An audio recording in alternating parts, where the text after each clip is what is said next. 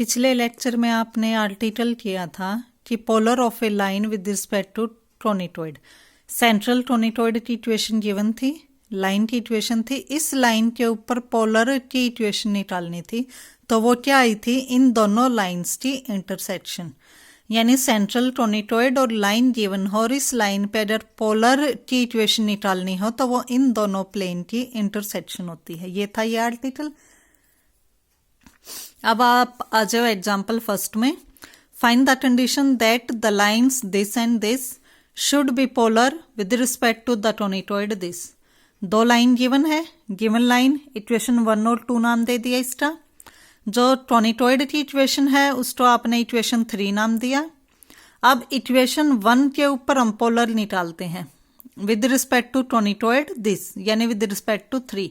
तो polar of equation 1 with respect to 3 क्या आएगा, पिछले अभी जो आर्टिकल देखा उससे दो प्लेन की इंटरसेक्शन, उस आर्टिकल से आपने दो प्लेन लिखे, इसका नाम डाल दिया इक्वेशन 2।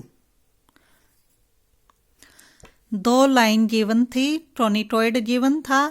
पहले वाली लाइन इक्वेशन 1 जो ये वाली लाइन थी, इस लाइन पे हमने पोलर की इक्वेशन निकाल ली है, तो वो इन दोनों की क्या आई है, इंटरसेक्शन, यानी वो इन दोनों को सेटिस्फाई करेगी।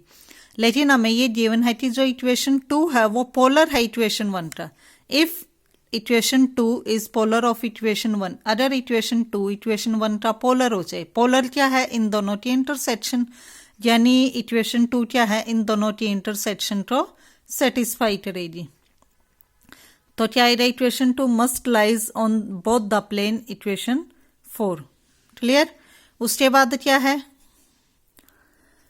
तो यहां से इन दोनों को सेटिस्फाई करेगी इक्वेशन 2। इक्वेशन 2 के कोऑर्डिनेट क्या है, अल्फा 2 बीटा 2 गामा 2, यानी एक्स की जगह अल्फा 2, वाई की जगह बीटा 2, जेड की जगह गामा 2 पुट किया, तो ये आ गई आपकी इक्वेशन 4 से ये लाइनें।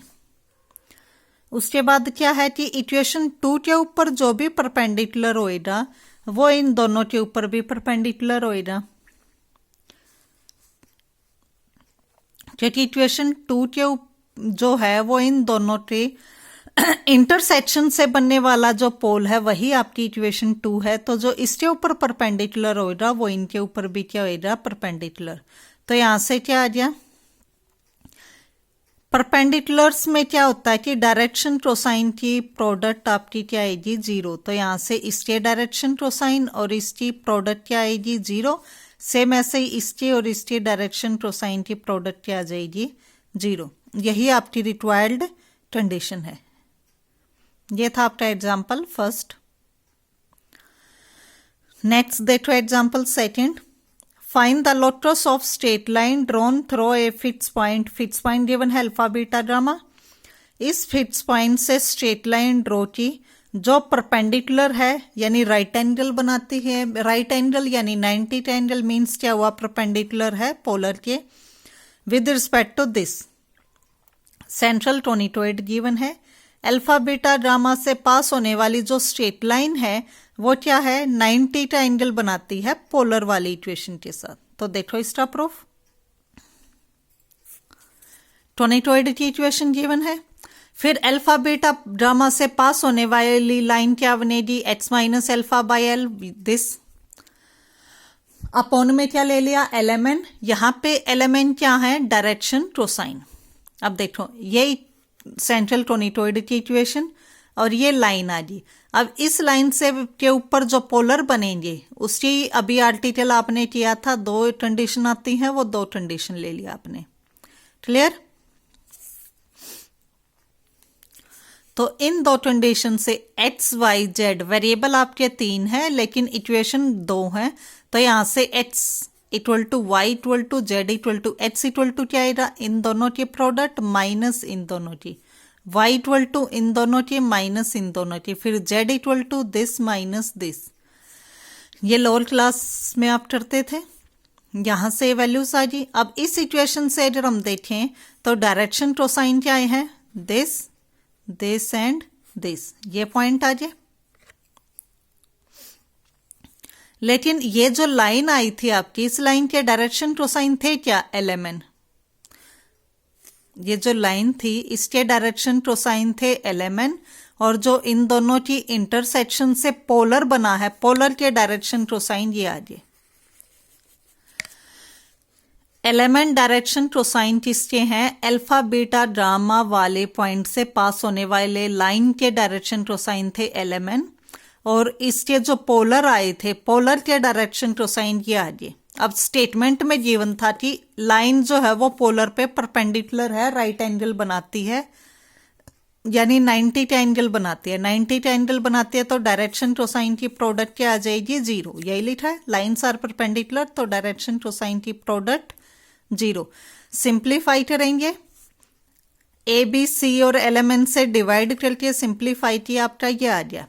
अब उसके नेक्स्ट स्टेप में आप क्या करोगे? यहाँ से एल, एम और एन, इन तीनों को एलिमिनेट करेंगे। एलिमिनेट कैसे करेंगे? देखो, X minus alpha by this, इसको मान लो आर ले लिया आपने, तो यहां से क्या आ गया? X minus alpha equal to l r. तो एल की वैल्यू क्या आई? X minus alpha by are.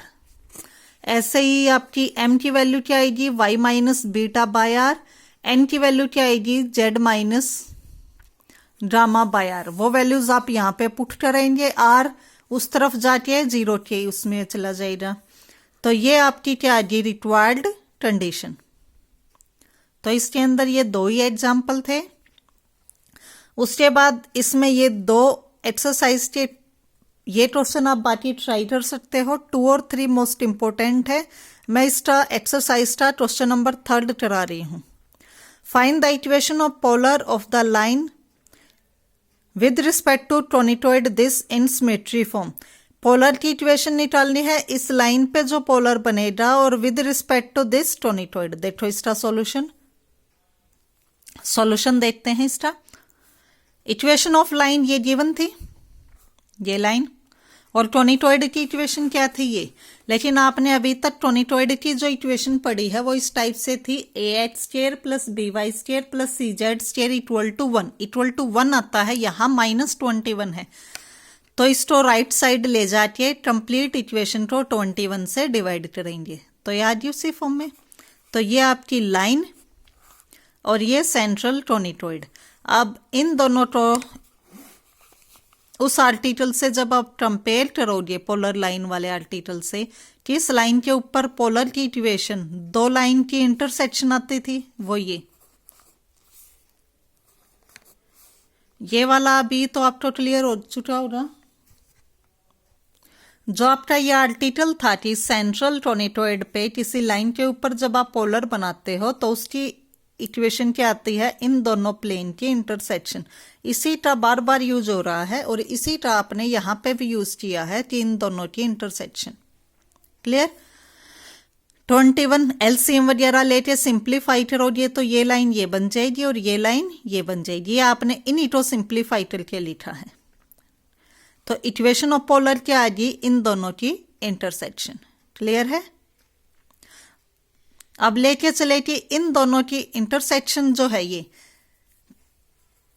Intersection पे जो भी प्लेन बनेगा उसकी डायरेक्शन कोसाइन हमने ले लिया एलिमेंट। तो क्या आएगा? सेटिस्फाई करेगा, एलिमेंट वैल्यूज पुट कर दो दोनों तरफ। अब देखो, अभी जो आपने एग्जांपल किया सेम ऐसे ही 3 आपके पास यहाँ पे वेरिएबल है लेकिन 2 इक्वेशन है, तो एल की वैल्यू यहाँ लिखवा 5l plus 21m minus 14n equal to 0। तो एल की वैल्यू एल अपॉन में क्या आएगा? इन दोनों की प्रोडक्ट माइनस इन दोनों की, लोअर क्लास में जो करते थे, m upon n upon, simplify किया, ये आ गया। तो यहां से डायरेक्शन कोसाइन इक्वेशन 3 के क्या आ गए? 861 माइनस 189 और 24। आपने एलिमेंट नाम दिया था ना, उनकी वैल्यूज ये आ गई direction cosine. Clear?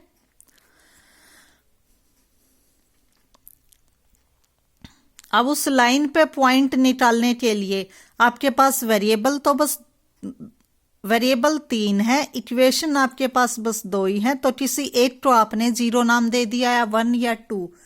Easiest form के लिए हमने इसमें 0 नाम दे दिया, तो z की वैल्यू 0 ले ली। z की वैल्यू 0 पुट करोगे तो 2 इक्वेशन 2 वेरिएबल x y में इजीली आप इन 2 इक्वेशन बन गई।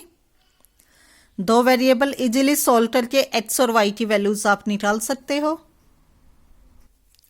तो इसको सॉल्व करके एक्स की ये वैल्यू आ गई, वाई एक्स की ये वैल्यू आई, वाई की ये आई, और जेड की क्या नाम दी थी, 0।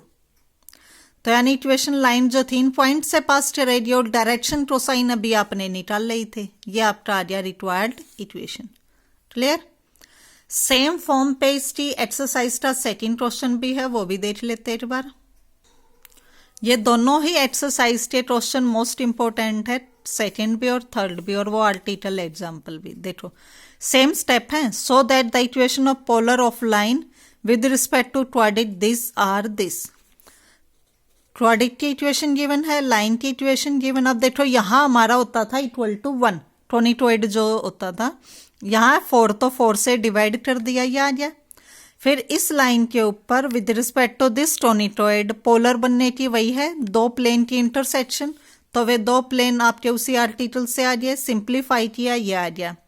उसके बाद क्या किया था कि LMN इनके डायरेक्शन कोसाइन ले लिए, तो यहाँ से L equal to M equal to N equal to, और ये L के अपॉन में क्या आएगा, इन दोनों की प्रोडक्ट उसी फॉर्मेट में। तो यहाँ से डायरेक्शन कोसाइन क्या आ गया, 3 3 1, डायरेक्शन कोसाइन आ गया 3 3 1। एग्जाम्पल जो एक्सरसाइज का थर्ड क्वेश्चन था उसके अंदर आपने जेड की वैल्यू 0 पुट की थी, जेड की वैल्यू 0, लेकिन इसमें हम जेड की वैल्यू 0 पुट नहीं करेंगे, इसमें वैल्यू क्या पुट करेंगे, क्योंकि इसमें हमें श्योर करना है कि इसकी वैल्यू इसके इक्वल आएगी। तो यहाँ देखो जेड -2 है, तो जेड की वैल्यू क्या पुट करोगे, 2। तो इसलिए आपने यहाँ पे जेड की वैल्यू क्या पुट की है, 2। जेड की वैल्यू 2 पुट करने पर एक्स और वाई में इक्वेशन आ गई, सिंप्लीफाई करोगे तो एक्स वाई की वैल्यूज आ जाएंगी। जेड की वैल्यू 2 आई थी, तो यहाँ से पॉइंट क्या आ गया, -6 2 2, और डायरेक्शन कोसाइन क्या आए हैं, 3 3 1। तो इस पॉइंट से पास करने वाली equation with this direction cosine आपकी ये रिक्वायर्ड इक्वेशन आ गई। क्लियर। तो 9.3 के यही आपके इंपॉर्टेंट आर्टिकल और क्वेश्चंस थे। नेक्स्ट वीडियो में हम 9.4 एक्सरसाइज करेंगे।